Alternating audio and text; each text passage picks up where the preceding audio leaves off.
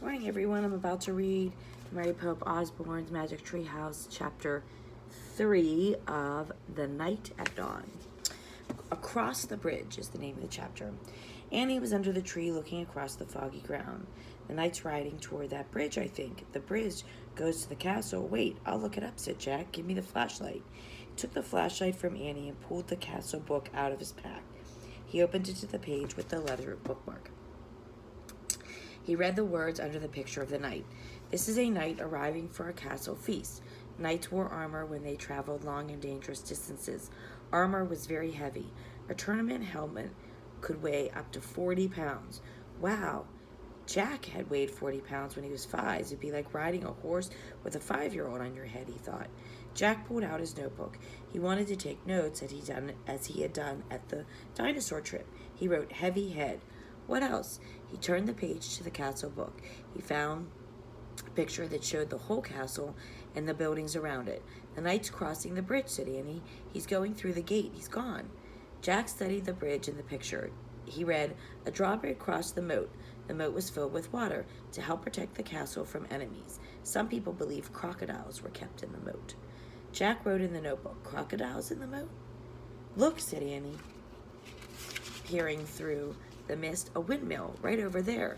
Yeah, there's a windmill in here too, said Jack, pointing at the picture. Look at the real one, Jack, said Annie, not the one in the book. A piercing shriek split the air. Yikes, said Annie, it sounded like it came from a little house over there. She pointed through the fog. There's a little house here, said Jack, studying the picture. He turned the page and read. The hawk house was in the inner ward of the castle. Hawks were trained to hunt other birds and small animals. Jack wrote in his book, Hawks in Hawk House.